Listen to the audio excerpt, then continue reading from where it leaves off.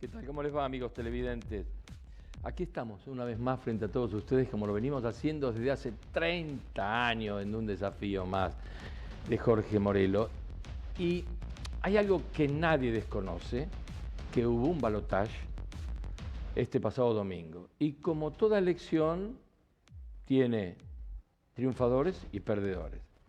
En este caso, quien tuvo éxito es Javier Milei, un hombre muy peculiar, un hombre impetuoso, un hombre vehemente, en algunos casos hasta violento, que ha realizado propuestas de reformas profundas en todo el sistema social, político y económico del país para mejorar la vida de los argentinos. Claro, esto nos hace preguntar si esta diferencia de votos, que ha tenido un caudal de votos muy importante, casi el 12%, le va a permitir establecer canales de diálogos armoniosos con la oposición y fundamentalmente en el Congreso para que puedan ser realidad estas propuestas preelectorales cuando sea ya presidente en ejercicio de todos los argentinos. En un país que todos sabemos tenemos 19 millones de personas asistidas, donde ya no tenemos más dólares, donde hay un 40% de la población bajo los índices de pobreza, donde tenemos 10% indigente, donde tenemos crisis educativas, crisis en salud, altísima presión tributaria y tantas otras cosas que nos ponen en una situación bastante complicada y difícil ante las elecciones para el que saliera electo, y en este caso que ya tenemos presidente electo, para Javier Milei. Y esto nos llena de preguntas y de interrogantes, por eso hemos invitado a gente, a representantes de Juntos por el Cambio, a jóvenes que pertenecen al grupo de Milei, a los libertarios, y también a Raúl Vite, que es del Partido Justicialista, que él fue ya electo diputado por el Mercosur, para hacer una evaluación de esta realidad que nos toca vivir a todos los argentinos y de cuál creen que va a ser el futuro después de estas elecciones. Raúl, ¿cómo la ves? Bueno, la verdad que con incertidumbre, preocupado, creo que tengo sentimientos encontrados y eso no puedo dejar de manifestarlo. La verdad que con mucha alegría vivir una elección democrática el domingo, en donde la participación popular ha sido muy alta en todo el país, en nuestra provincia, y a 40 años de democracia, que las instituciones democráticas funcionen con transparencia, desde la justicia federal, desde la participación de los partidos políticos.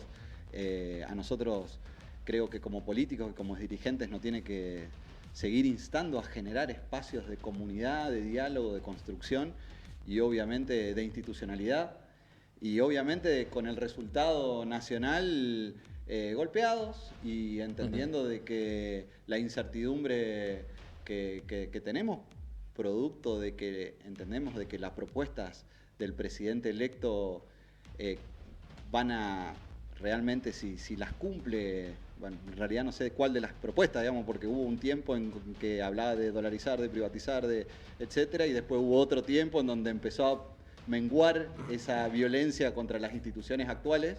Pero bueno, hoy ya escuchando los últimos mensajes, vemos que va a ir con un ajuste brutal, y creo que ese ajuste brutal siempre es en contra de los trabajadores, y ya si la situación, como mencionabas recién, es difícil, atacar nuevamente a los trabajadores y que sean producto de políticas que reduzcan sus posibilidades o sus derechos o su salario o sus instituciones, ya sea la salud, la educación, la justicia, la seguridad.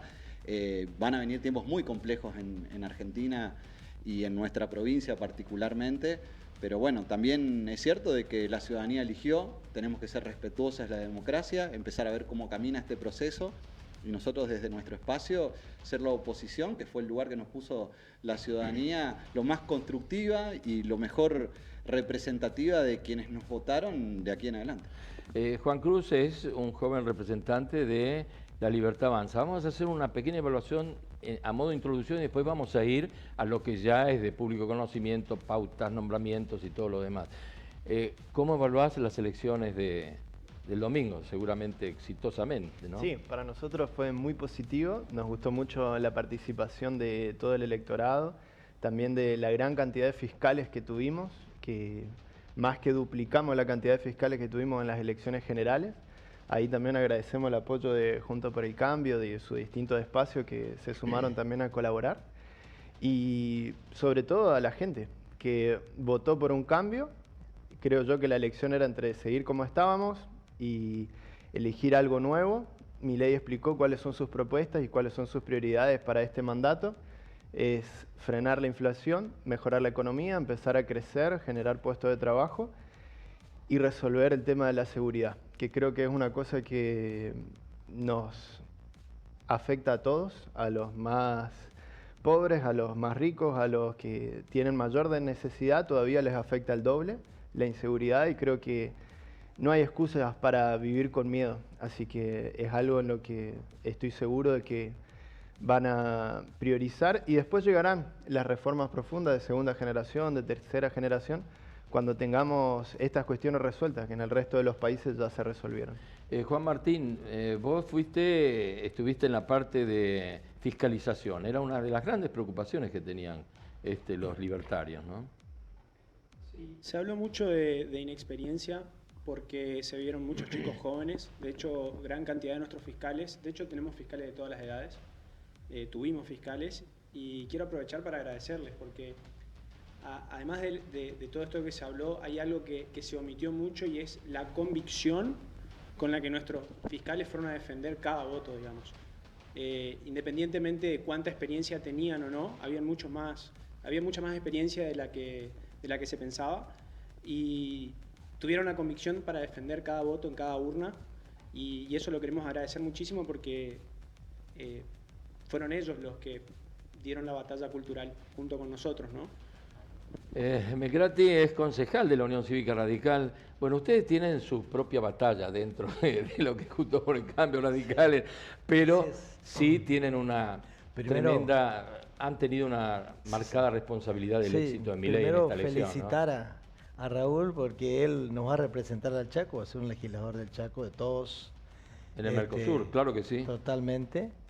Y sí, yo creo que ganó la democracia. Sí, sin duda. Se fortaleció la democracia. Sí, sí. Y yo creo que ante la duda de la elección en las PASO y la falta de fiscalización y el que no hubo los votos necesarios, hay que destacar en eso que la gente, ante un modelo que ya llegó al hartazgo, dijo vamos a salir a defender. Eso es lo bueno de la democracia. En el caso personal, porque el partido de la Unión Cívica Radical liberó a los referentes y a los dirigentes, hemos tomado algunos la responsabilidad de acompañar, lógicamente, un modelo que hoy nos deja en el país un 40% de pobreza, y acá en el Chaco, en la zona metropolitana, muchísimo más, cerca de un 50%. Y entonces entendíamos que lógicamente de muchas de esas propuestas o eslogan de campaña, porque ahora vamos a ver el verdadero programa público y político que va a tener Milei, había cosas que no nos gustaban, pero sí estábamos convencidos que teníamos un 100% de un modelo que ya creíamos que estaba agotado y que no tenía alternativas. Por eso acompañamos muchos de la Unión Cívica Radical, muchos Juntos por el Cambio, por lo menos que se fortalezca la democracia y que realmente sea transparente la elección del día domingo. Yo vi muy gratificado la seriedad, la responsabilidad que hubo en estas elecciones. No hubo acusaciones, hubo paz, fue todo en concordia. Pero también vi con mucha simpatía la aceptación de la derrota, ¿no es cierto? Como la gente verdaderamente esta vez apostó al cambio, que hay algo que el peronismo no hizo bien para tener este resultado. Eso me pareció atípico, acostumbrado, ¿no es cierto?, a 50 años que vengo viviendo en esto de la política, ¿no es cierto?, de que se reconozcan las cosas así. Me pareció una actitud de madurez y de responsabilidad ciudadana, ¿no? nuestro espacio político históricamente nunca ha generado contradicciones respecto de los resultados electorales, al contrario. No, me refiero en general, claro. Siempre hemos aceptado los resultados de la ciudadanía. Es más, creo que las últimas semanas se había armado como una especie de supuestos de que podría haber una generación de fraude, y no fue por parte de nuestro espacio justamente. Sí. Es más, creo que el domingo incluso nosotros hicimos denuncias de nuestro espacio político porque había una rotura sistemática en distintos puntos de la provincia, y después encontramos que también en distintos puntos del país de una parte de la boleta, lo que generó obviamente que hagamos los resguardos legales correspondientes para que la voluntad popular no sea viciada por estas acciones realmente que no tienen ningún sentido ni asidero con la democracia. Pero sin duda tenemos mucho que replantearnos. Yo creo que sin duda tenemos que desde nuestro espacio, y lo vengo repitiendo desde en estos días, tenemos que hacer un gran mea culpa. Claro que nosotros hemos perdido las elecciones, sin duda hemos no respondido a la demanda popular, por eso nos votaron en contra, esto hay que decirlo, y sin duda, más allá de que hay un proyecto político que hoy ha ganado que no condice en absoluto con nuestro pensamiento, con cómo creemos que se construye el Estado, también es cierto que nuestro modelo político no ha cumplido las expectativas que la ciudadanía tenía, y esto hay que decirlo, hay que manifestarlo y obviamente encontrar los caminos para tener nuevamente la representatividad. Yo no creo que quitándole derechos a los ciudadanos, no creo que quitándole posibilidades de acceso a la educación, a la salud, la privatización de empresas públicas, empresas del Estado que hoy son públicas y que nos permite tener soberanía energética o proyectar diferentes cuestiones a futuro sea el camino. Ahora es cierto de que hoy las ideas contrarias a eso han ganado, pero tenemos que ver también cómo resguardamos los derechos de más del 44% de los argentinos que no acompañaron esa política, y nos toca hacer oposición en defensa de esos derechos que la ciudadanía nos pidió que defendamos. Juan Cruz, ya vamos a entrar en el terreno, ¿no es cierto? Él dijo varias cosas que son, es el primer presidente que es electo anunciando un ajuste. Y no solo lo anunció, sino ahora que lo ratifica te dice, señores, los próximos 6 meses prepárense porque van a ser durísimos. ¿Qué puedes decir de esto? Porque todavía la gente, todavía el bocado no lo comió. Es como que lo tiene arriba de la mesa. Claro, no solamente es el primer presidente que llega anunciando un ajuste, sino que es el primer presidente en la historia de la humanidad libertario. Sí. Y lo que él le explicó, y lo sigue reiterando, es que el ajuste lo va a hacer la política esta vez.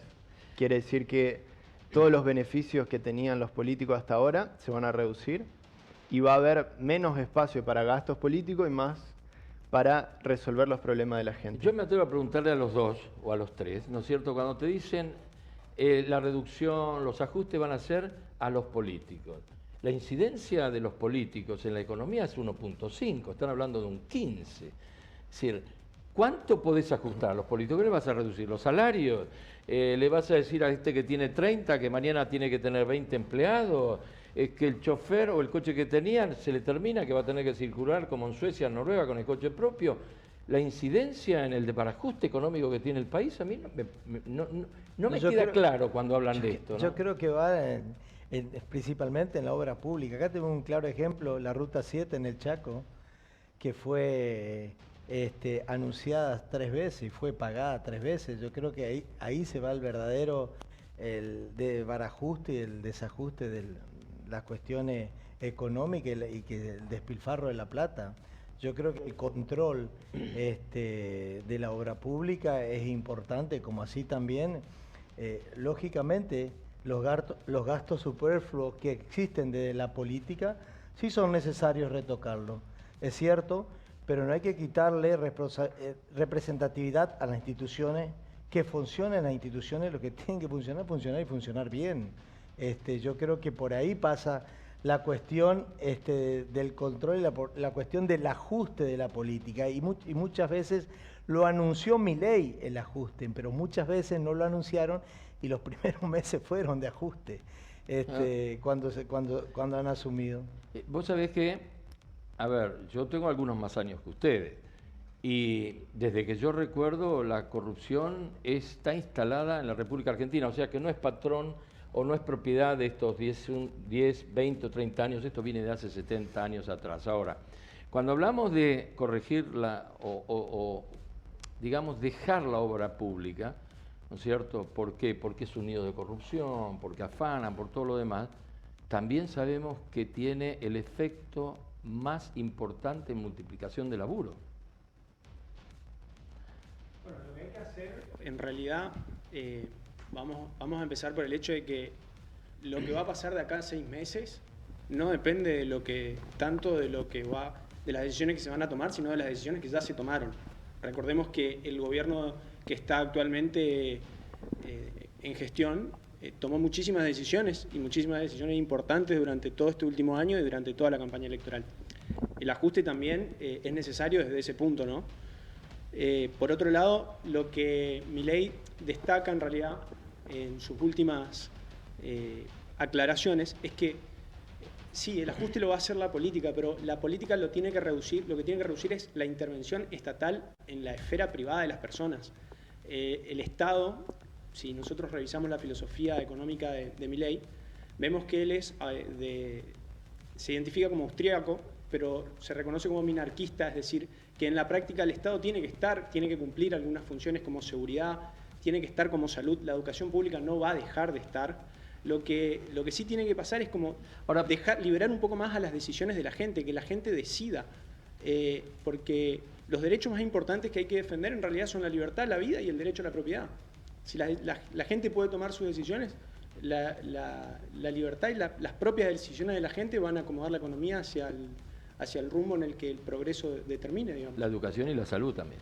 La educación y la salud van a seguir estando, eso fueron Ahora, declaraciones del ¿cómo? candidato. A ver, Raúl decía, bueno, hubo propuestas preelectorales y después hubo un cambio, ¿no? Porque esto hay que reconocerlo. Primero vino con una política avasallante, dura, motosierra y todo lo demás, y después se fue ayornando a las realidades que vimos, lo cual me pareció muy bien, ¿viste? Me pareció muy bien, realmente. Pero hay cosas, ¿viste? Los vouchers en educación, todo esto, que generó resistencia en el ambiente que vos comulgás, que es el ambiente universitario, mucha resistencia.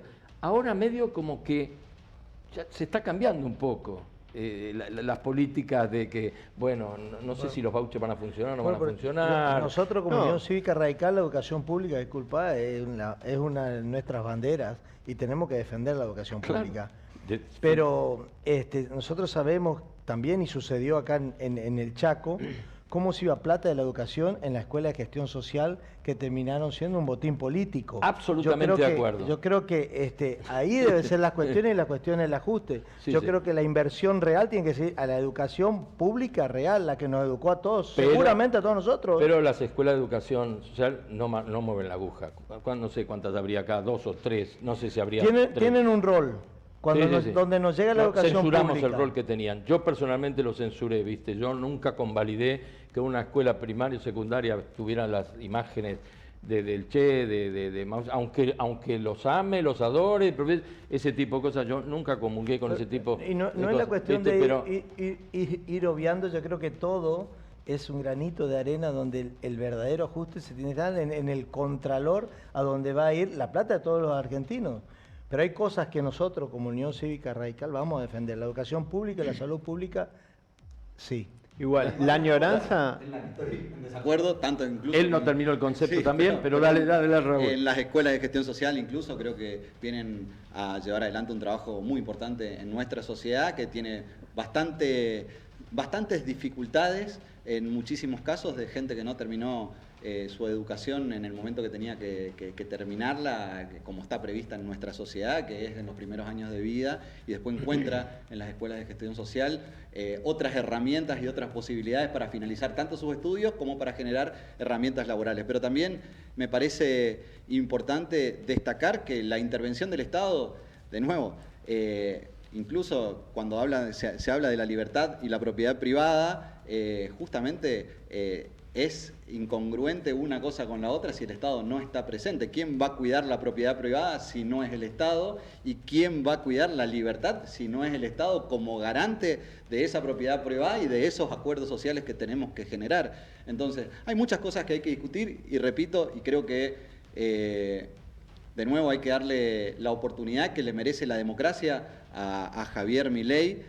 También es cierto de que esas discusiones hay que darlas sin perder los derechos. Me parece que todas las instituciones democráticas deben funcionar y estamos hablando de las legislaturas nacionales, sí, claro, legislaturas provinciales, por supuesto, sí. El respeto por nuestra Constitución respecto de las facultades y jurisdicciones de cada una de nuestras provincias, y en ese sentido no hemos reformado la Constitución para que una persona tiránicamente venga a definir sobre la vida y la propiedad de las personas sin hacer las consultas y sin llevar adelante las consultas que corresponden a las provincias y a la ciudadanía. Pero sin duda a mí me parece fantástico discutir estas cosas. Creo que además de nuestro espacio constantemente instamos, nosotros en la provincia del Chaco instamos a la oposición a discutir una reforma constitucional a la cual nunca adhirieron, a discutirla.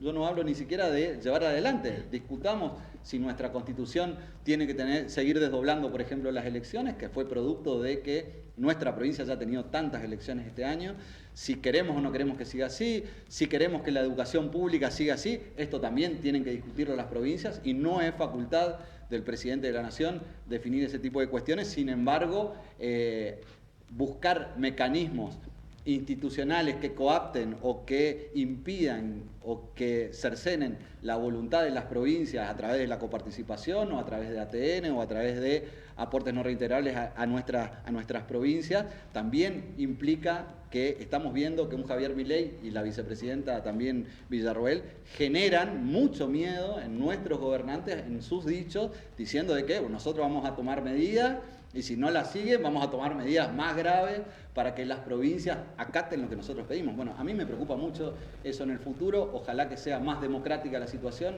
ojalá que sea de mejor convención social y obviamente con más tolerancia y más consenso. Cerrar el concepto y vamos al corte comercial. Cuando hablamos de voucher estamos hablando de cambios de tercera generación, estamos hablando de cambios que conllevarían 30 años, por lo menos 3 décadas para lograr que un sistema así funcione. Lo que hay que hacer es reducir un poco la intervención estatal. ¿Cómo puede ser que tengamos planes de estudio que estén tan atrasados cuando en otros países ya están estudiando robótica en secundaria? Nosotros no tenemos, ¿cuánto tiempo tenemos que pasar para que un plan de estudio se modifique? Tiene que subir, elevarse, pasar por un montón de oficinas, de gente que por ahí no tiene ni siquiera hijos, que los manda a la escuela o que los manda a escuelas privadas, que tienen un plan de estudio aparte, que los tienen que hacer ir a la tarde. Esas cuestiones como liberar un poquito las decisiones de la gente, digamos, porque en definitiva el mercado son las decisiones de la gente, digamos. Es el conjunto de las decisiones de la gente, donde todos decidimos consumir un producto.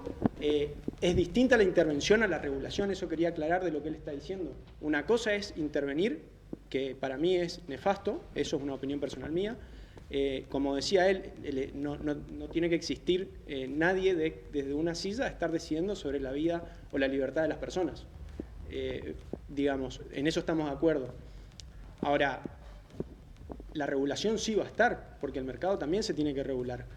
Pero el mercado, no nos olvidemos que son las decisiones económicas de las personas.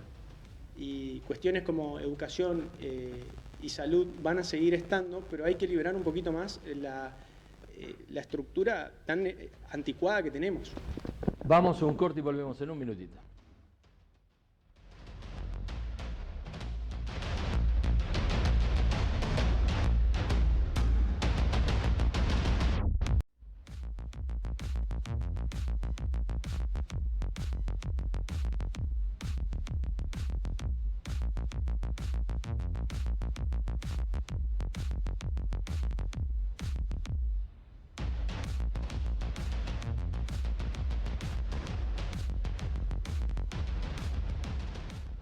Bien, ya estamos en el segundo bloque y como lo hacemos habitualmente, salimos a la calle a preguntarle a los vecinos qué opinaban, qué puede pasar después del 10 de diciembre. Escuchemos con atención.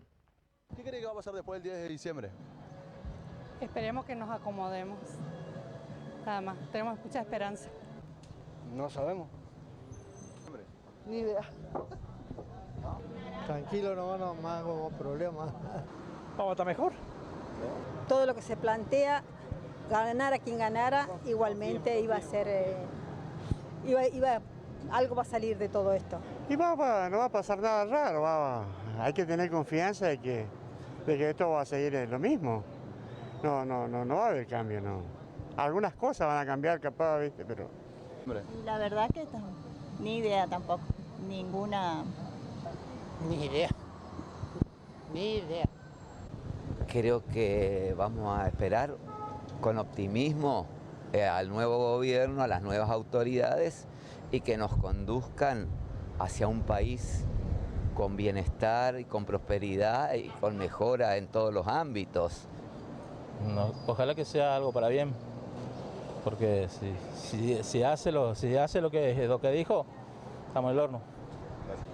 Ay, no sé, mira, con Milei puede pasar cualquier cosa. Ojalá que sea todo para bien, porque uno necesita el bien y el cambio.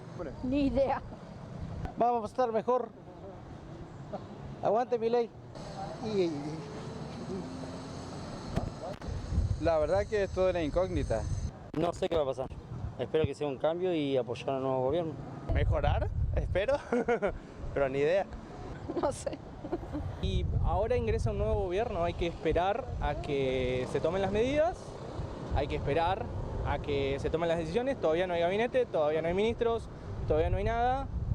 Lo que hay que hacer es esperar, justamente hay que ser respetuoso del voto soberano, la gente eligió por una gran mayoría, con lo cual hay que esperar y tenemos que ver. ¿Qué cree que va a pasar después? Bueno, son mayorías los que dicen, bueno, vamos a esperar, hay expectativas, pero también hay mucha cautela. Mucha esperanza. Yo creo que Milei fue el candidato que más expresó su propuesta y fue elegido por sus propuestas. Si vos ves las campañas de los chicos, están con la motosierra porque él dijo que iba a reducir el gasto público. Están repartiendo dólares con la cara de Milei porque habló de que iba a frenar la inflación a través de la dolarización. Y hay hasta banderas de Israel entre esos lugares, porque ya está hablando de la política internacional, está hablando de la política económica y la política monetaria. Para mí, fue el que mejor expresó lo que iba a hacer y la gente lo eligió por eso. Claro, el resultado fue el éxito. Se nota el otro día, esa misma noche, se notaba cuando iba a cenar a casa a comprar un negocio, la expectativa de la gente, positiva. Yo creo que estamos hablando de la buena jornada electoral que genera una expectativa, con la cautela necesaria, porque hasta los que hemos acompañado la fiscalización, también tenemos esa cautela de decir, algunas cosas nos gustan, otras no, otras las tendremos que debatir, y lo que sí vamos a defender es la institucionalidad. Yo creo que para eso tenemos la Cámara de Diputados, la Cámara de Senadores, Congreso, cada uno dentro de su representación en cada provincia. Yo creo que ahí vamos a ver la verdadera capacidad de conductor del presidente electo, si sabe escuchar todas las voces, y vamos al resultado que está esperando la gente, esa expectativa con cautela que hoy tiene la gente, ¿no? Ahora, muchas de las cosas que se proponen, o las propuestas preelectorales, algunas de ellas no van a ser posibles sin la anuencia del Congreso de la Nación. Bueno, yo voy diciendo con Juan Cruz que estaban claras las propuestas. Yo creo que estaban claros los títulos. Cuando uno profundiza un poquito, la escuela, los vouchers son de acá a 30 años. Cuando uno profundiza con la dolarización, no tienen muy claro el mecanismo. Cuando uno profundiza con la privatización de ciertas cuestiones, tampoco tienen muy claro de qué manera hacerlo. Creo que, de nuevo, tenía grandes títulos que, como hablábamos, como decía previamente yo, tiene cuestiones que hay que ir viendo de qué manera se dan, digamos, las instituciones democráticas, el fortalecimiento. A mí la privatización de los medios públicos me preocupa mucho, digamos, justamente los lugares en donde la ciudadanía tiene mayor acceso para poder comunicar, en donde en cada una de las provincias, sea el gobierno que fuere, tienen acceso a esos medios públicos. Me preocupa mucho porque hay muchos trabajadores también, hay muchas economías que se mueven con el esquema de el servicio público que hoy brinda un medio público, la privatización de aerolíneas, un servicio que si el Estado no intervendría sería inaccesible para muchos argentinos y argentinas, y esto habla del turismo, habla de las economías regionales, habla de nuevo de un montón de factores. A ver, de nuevo, hay muchos títulos que eran muy interesantes para quienes realmente la venían pasando muy mal en nuestro país, pero que a la hora cuando uno profundiza te dicen reforma de segunda, de tercera generación, de acá a 30 años, bueno, lo eligieron para los próximos 4 años, digamos, entonces se hacen bastante difíciles de ver en la realidad próxima. Juan Martín, vos sos contador ya, te recibiste en Ciencias Económicas, has hecho un masterado, me dijiste, en política, economía política, ¿no?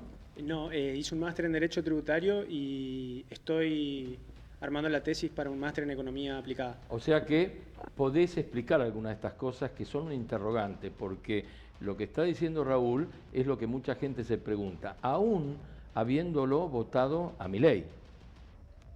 Yo creo que si las empresas fueran eficientes van a seguir existiendo. Si privatizamos aerolíneas hoy y su gestión es eficiente, va a seguir existiendo, va a seguir compitiendo. Si la gente lo elige como un producto por su servicio, por su precio y por su calidad, porque literalmente eso es lo que elige la gente, ¿no? Precio, calidad, entonces va a seguir existiendo.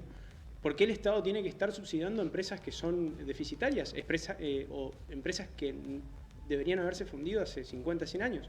Y ahí tenemos que ver cuáles son los argumentos que pone el Estado para subsidiar estas cuestiones, ¿no?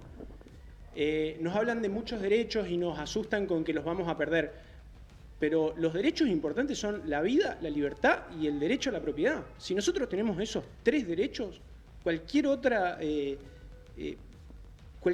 derecho que vos quieras crear queda englobado en eso. Si sos libre de elegir quién ser o con quién casarte, no, o sea, ¿de qué derecho me hablan si no está englobado en esos 3? Cualquier filtro, cualquier política que apruebe ese filtro, que aumente la libertad o que proteja la vida o el derecho de la propiedad de las personas, está bien. Siempre y cuando hay que poner las regulaciones para que esa libertad no afecte la vida, el derecho a la propiedad o la libertad de las otras personas. Yo estoy de acuerdo, ¿no es cierto? Bueno, hablan de regulaciones, imposiciones, finalmente la cuestión la misma, es de una u otra manera la participación del Estado en el control de algunas cosas que no perjudiquen al ciudadano. No, por supuesto, pero el Estado tiene muchísimas funciones importantes. La cuestión es cómo las hace y cómo las gestiona. Nosotros recordamos... Y que no afanen. Defendemos la educación pública, ¿no es cierto? Y estamos muy contentos con la educación que tuvieron mis padres, con la educación que tuvieron nuestros abuelos, donde los presidentes que teníamos hace 10 años todos habían estudiado en escuelas y universidades públicas.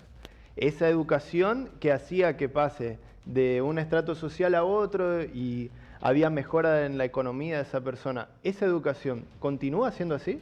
¿La educación pública que tenemos hoy resuelve esos problemas? Él tiene algunos años más que vos, Sí. y la decadencia de la educación en estos últimos años es patética. No, sí. En todos los niveles la educación ha ido cayendo. Ahora, ¿por qué hace 20 o 30 años éramos un ejemplo, exportábamos profesionales por el nivel académico que tenían las facultades y después fueron cayendo? Lo que pasa es que el discurso del mérito, la meritocracia, parece que generaba, y hubo de todos los signos políticos. Generaba escozor, y entonces realmente se premiaba al menor esfuerzo. Increíble es que vos estigmatizabas a un chico que si los aplazaba o le ponía una mala nota si no estudiaba, y o sea, se logró a que los chicos deben pasar si estudian o no estudian mientras tenga permanencia en un instituto educativo. Yo creo que la currícula ha cambiado muchísimo. Yo creo que sí es cierto, hoy tenemos una educación que necesita profundizar las cuestiones tecnológicas, porque no solamente hoy se crea una máquina, sino también hay que arreglarla, hay que repararla. Yo creo que hay cuestiones que han avanzado en cuanto a la tecnología, pero lo que hemos dado es que los propios padres dejamos la responsabilidad también solamente que la escuela enseñe y eduque, y no es así. La escuela es una guía, la educación viene de la casa, y vimos muchísima falta de responsabilidad en los padres en eso. Te voy a dar un claro ejemplo. ¿Y por qué? Porque mi hija, en tercer año, en un curso en la escuela Simón Iriondo, que es muy buena escuela en sí, pero el curso en sí había tomado un pacto de no estudiar. Imagínate vos, en mi época, yo me fui para que la amoneste. Me dicen, no señor, Tenemos que evaluar dentro del gabinete psicopedagogo donde participan los alumnos y se ponen sus propias sanciones. Yo salí horrorizado de esa situación y dice, así como usted actúa, son las directivas que nosotros recibimos desde el gobierno, desde el ministerio, y la misma sensación nos produce a nosotros la falta de autoridad. Yo creo que ahí está la decadencia que fue teniendo la educación. Los méritos se premian, los que no estudian y los vagos se los sancionan. Sí. ¿Y quién se hace cargo? Porque acá hubo, en estos últimos 30 o 40 años, políticos y gobiernos de diferentes signos políticos, y la educación, desde, ¿no es cierto?, la recuperación de la democracia, ha ido en decadencia cada vez más. Las pruebas PISA son de terror, las pruebas Aprender son de terror, todas las mediciones en las universidades también, ¿no es cierto?, pero aún así, yo soy un defensor de la educación pública. Si me permitís, Jorge, estoy en desacuerdo con varias de las afirmaciones que se dieron acá. Está bien, para eso este es un programa, es un desafío el programa. Justamente, a ver, creo que, la verdad que no sé si Juan Martín o Juan Cruz fueron a la universidad pública, ellos son parte de la universidad pública que formó a estos profesionales, que los veo bastante bien formados. Realmente conozco muchos profesionales de mi espacio y de otros espacios que están muy bien formados, y de esta universidad pública y de esta educación pública. Eso no quiere decir que todo funcione perfectamente. No, me parece que desmerituar el gran trabajo que se ha hecho en educación para tener profesionales como ellos, que realmente estén preparados, que puedan seguir haciendo maestrías, que puedan seguir preparándose, que puedan viajar al exterior, como nos contaste la vez pasada que hiciste, a seguir preparándose. Recordemos que hace 30 años se mandaban los científicos a lavar los platos en este país. Entonces, también es cierto que la inversión que se hizo en educación pública, la inversión que se hizo en un montón de cuestiones que, de nuevo, no quiere decir que sea la perfección, ni quiere decir que sea el cielo lo que se hizo durante estos años. De nuevo, hemos perdido las elecciones, evidentemente se hicieron cosas mal. Ahora, también es cierto que las universidades públicas han sido el factor del crecimiento y el desarrollo de muchísimos ámbitos en nuestro país, y estamos hablando de ciencia y tecnología. Hoy hablamos de valor agregado en el litio, con argentinos trabajando en el norte argentino. Hablamos de vaca muerta con científicos y trabajadores argentinos que están en nuestro país. Hablamos de YPF, que tiene científicos y trabajadores argentinos que están preparados. Ellos se prepararon seguro, que la gran mayoría de ellos, en esta educación pública, y por eso la defiendo de nuevo. Pero es limitado también, y vamos a la pérdida de la calidad de la educación. Nosotros y los jóvenes están perdiendo la cultura del estudio, se perdió la cultura del trabajo, y yo creo que esto es sistemático y es a propósito. Por eso nosotros dijimos un modelo que ya no va más. Con más razón no va a ayudar en nada privatizar la educación pública ni aquí a futuro, porque eso indicaría que la voluntad de las personas va a definir si se preparan o no, y si están perdiendo la cultura de la educación. Nosotros lo que queremos defender que los recursos que vayan justamente a la educación pública, los recursos reales, ¿entendés? Y que no está bien, no mueven los y amperímetros. Estuvimos discutiendo algún tipo de otras escuelas o otro instituto educativo de dudosa procedencia, donde también lo formaban el staff educativo, lo formaban gente que no tenía una capacidad como para enseñar. A eso vamos, la calidad de la educación es lo que se perdió, y perder la calidad y también la cultura del estudio en los jóvenes, porque vemos era un combo explosivo que lógicamente en muy pocos años, y es las consecuencias que estábamos teniendo, es la falta de la capacidad de ambiciones, de prepararse, de superarse, y nos conformamos simplemente con poder llegar a un plan social. Era una barbaridad y eso no pasaba. Si me permitís, y comparto. Yo hablo muy local, En parte, primero, no voy a poner la carga de la educación pública en los docentes, porque justamente ahí es donde uno incide o quiere que el Estado sea mucho más partícipe para que se le pague mucho más a los docentes. Esto tiene que ver con el aporte que hace el Estado y cómo rediscutimos, digamos, cuando se habla de ajuste, se habla de reducir el sector público son los docentes, son los médicos, son los enfermeros. Este sistema funciona y para mí la mejor manera de crecer y de acrecentar nuestra educación y nuestra salud, sin duda, es con la inversión en ese sector. Y permito, porque me quedé con algo de Juan Martín también, a ver, los derechos de primera categoría o de primera generación, que son la libertad, la propiedad, no están en discusión. Ahora, avanzó mucho más el mundo con los derechos sociales, el derecho a la salud, el derecho a la educación, que no se desperdigaron solamente de esos espacios de la libertad, la propiedad, sino también que se fortalecieron individualizándonos e invirtiendo sobre ellos y con un Estado presente. Si no, seguiríamos como en Argentina en 100 años atrás, en donde no se reconocía las horas para los trabajadores, en donde no había aguinaldo, en donde no había vacaciones pagas, en donde el empleador los hacía trabajar entre 14 y 18 horas por un sueldo magro, pagando en bonos, pagando con mercadería. Creo que nosotros hemos avanzado mucho y creo que eso es lo que no tenemos que perder. De nuevo, hay cosas que están mal, sin duda, pero creo que el derecho que se ha logrado en nuestro país desde Irigoyen, fundamentalmente, porque creo que nuestra historia nacional y popular comienza a principios de ese siglo y hemos empezado a crecer y desarrollar, y ahí aparece la UTN con Perón, las escuelas técnicas con Perón, aparece de nuevo la educación pública para todos, el voto de las mujeres. Hay un montón que se ha avanzado en estos 100 años, así que retrocedernos 100 años atrás me parece yo creo que erróneo. No hay desconocimiento de eso, me parece. Yo creo que es muy acertado, se tienen que capitalizar. Y llegó hasta 1950. Después de la UTN, no entiendo qué otro logro en educación se tuvo. Está bien la creación de nuevas universidades, pero las universidades son autónomas, no dependen de los gobiernos provinciales. Entonces, las universidades son autónomas y gracias a la libertad que tienen, funcionan todavía y forman todavía profesionales de calidad que siguen trabajando en Argentina y que muchos de ellos se van al exterior. Pero los chicos del barrio de donde yo vengo no llegan a esas universidades, primero porque es muy difícil culturalmente enseñarle a que aspiren a ir a la universidad, porque la inversión que tienen que hacer de tiempo, que no lo hacen en 5 años, porque un chico que no tuvo una educación en la primaria y en la secundaria fuerte y que estuvo bien alimentado, bien contenido y financiado también para que los padres lo puedan sostener para estudiar 5, 6, 7 años, no llega hasta ahí. Entonces tenemos una educación pública de excelente calidad para la universidad, pero los estratos anteriores, donde la educación secundaria tendría que prepararlos para la universidad y la primaria prepararlos para la secundaria, están muy frágiles. Y en ese camino, las personas más humildes no llegan a esa educación de excelencia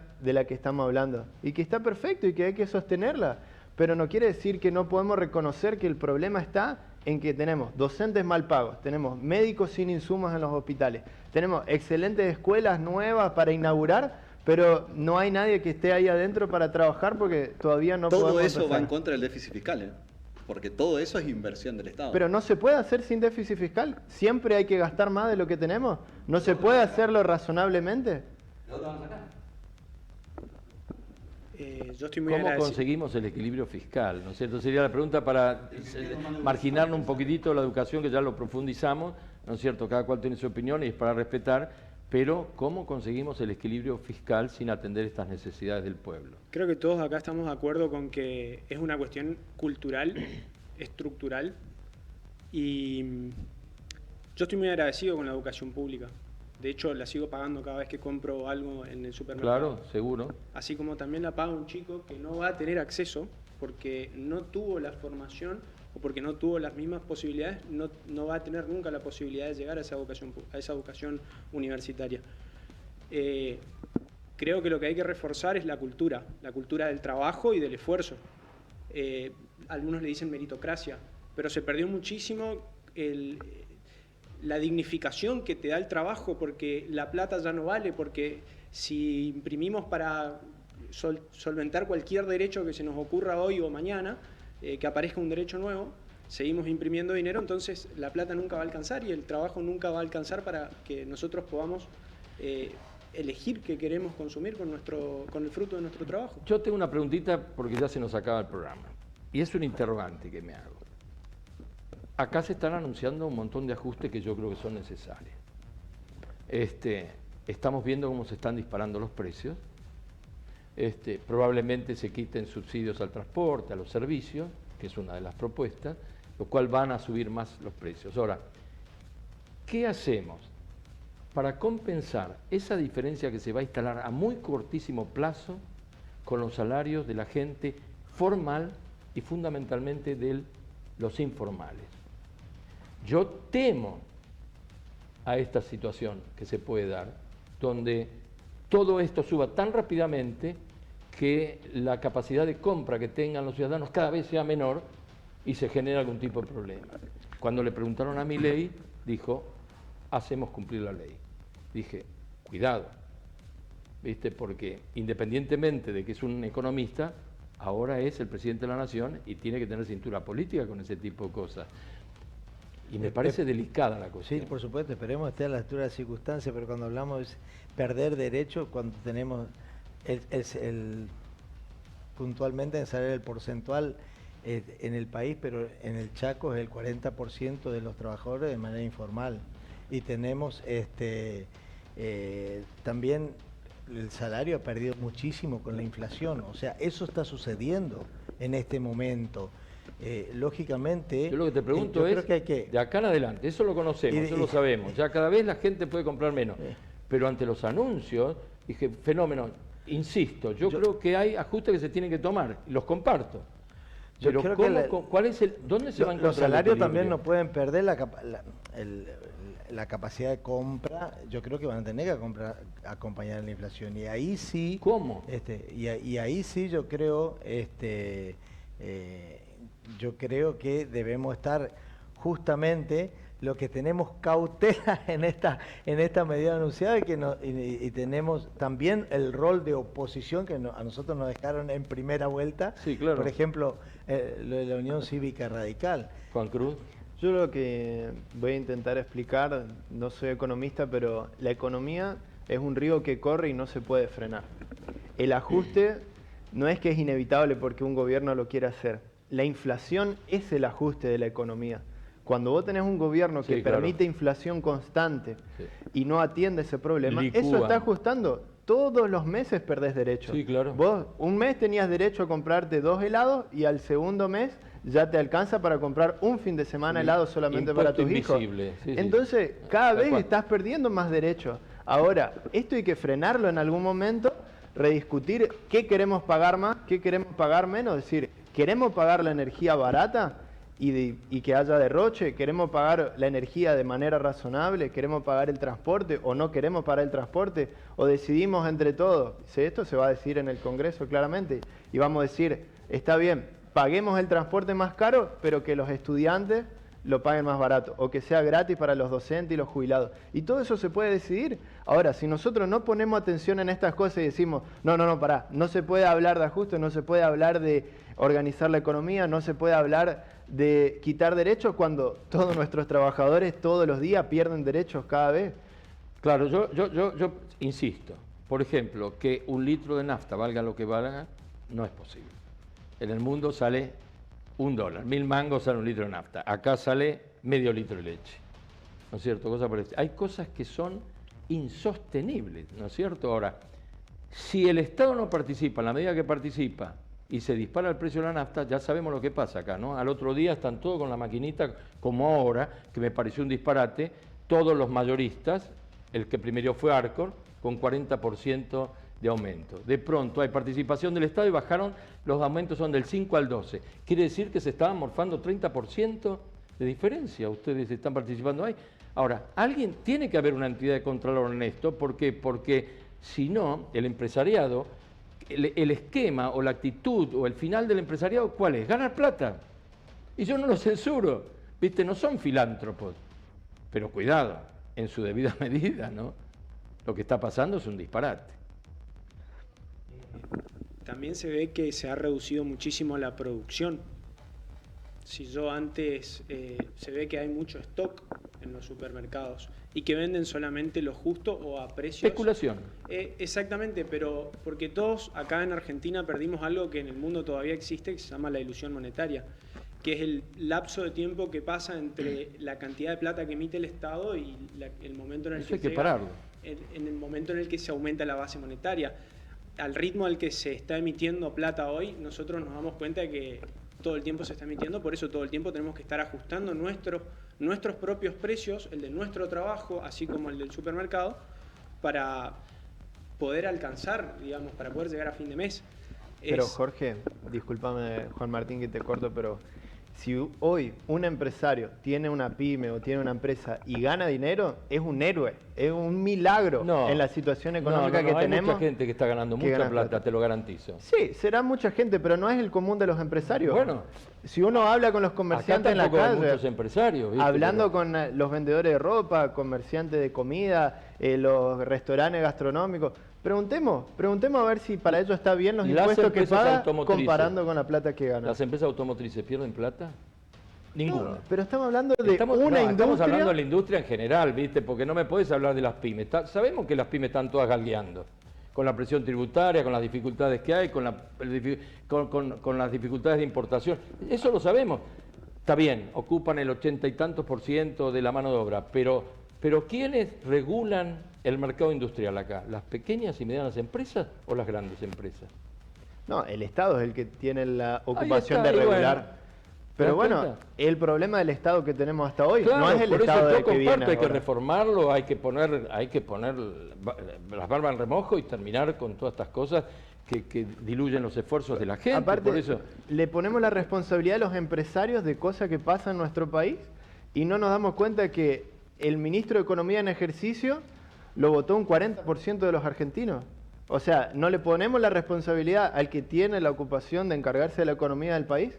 ¿Por qué los otros países con los mismos empresarios no tienen inflación o no tienen problemas de desocupación? ¿Qué pasa en Uruguay y en Paraguay que no tienen inflación? Está buenísimo, está para seguir cambiando opiniones. Disculpame, Raúl, el programa se nos acabó. Da para seguir cambiando opiniones, sobre todo con gente joven, con inquietudes, porque pues todos estamos preocupados de lo que va a pasar en estos próximos días. Ojalá las medidas que se tengan que tomar, que muchas de ellas van a ser antipáticas, no me cabe la menor duda, sean lo suficientemente eficientes como para ir mejorando la situación que estamos padeciendo los argentinos, porque vivimos hace muchos años en crisis y no queremos estar más en crisis. Y si Milei es la solución, bienvenido sea, pero siempre respetando los derechos de los ciudadanos y la dignidad de cada uno de ellos, que a mí me parece que es fundamental. Chao, nos vemos el próximo jueves con más desafíos.